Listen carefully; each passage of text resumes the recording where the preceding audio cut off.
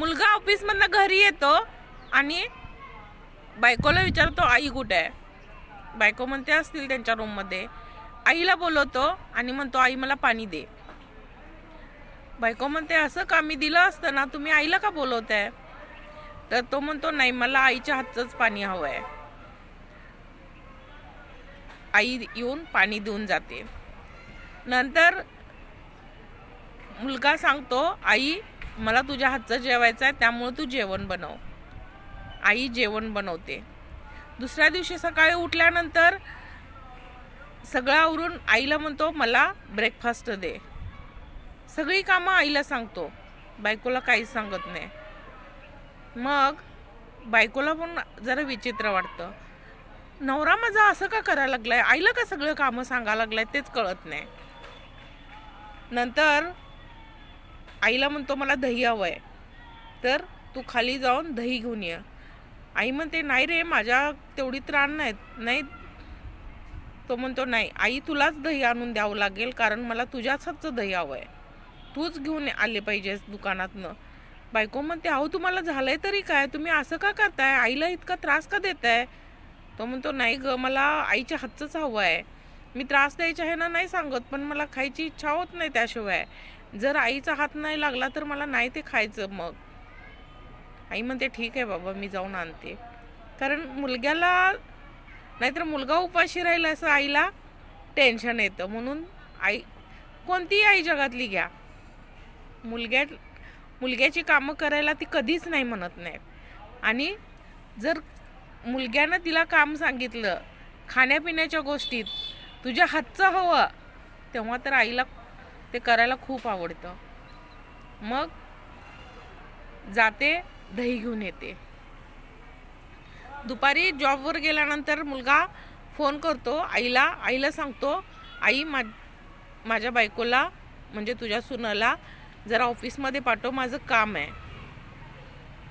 मग ती म्हणते नाही रे ती काहीतरी कामात आहे. बायको फोन करते आणि म्हणते अहो माझी कामं पडलेत अजून, तुम्ही मला कशाला बोलवताय. अगं माझं तुझ्याकडं अर्जंट काम आहे, तू आत्ताच्या आत्ता ऑफिसला ये आणि जे काही काम असेल ते आईला सांग. ती घाबरते, म्हणते कसं काय, मी कसं सांगू शकते आईला कामं कर असं. नाही मी सांगणार.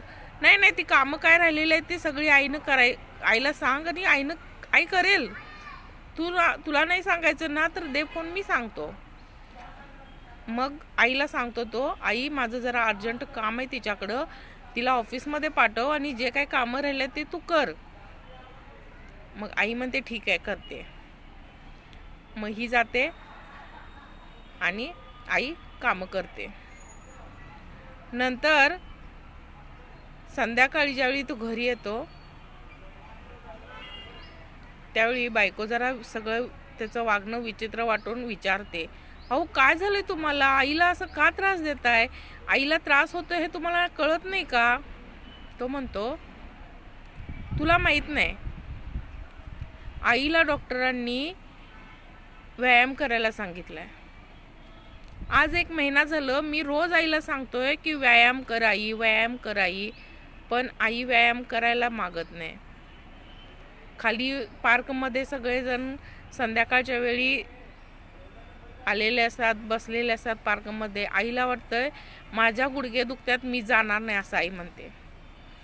मग मला असं केल्याशिवाय पर्याय नव्हता. आई स्वतःहून व्यायाम करत नाही, हालचाल करत नाही, म्हणून मी हा पर्याय निवडला की माझं काम म्हटल्यानंतर आई नाही म्हणणार नाही.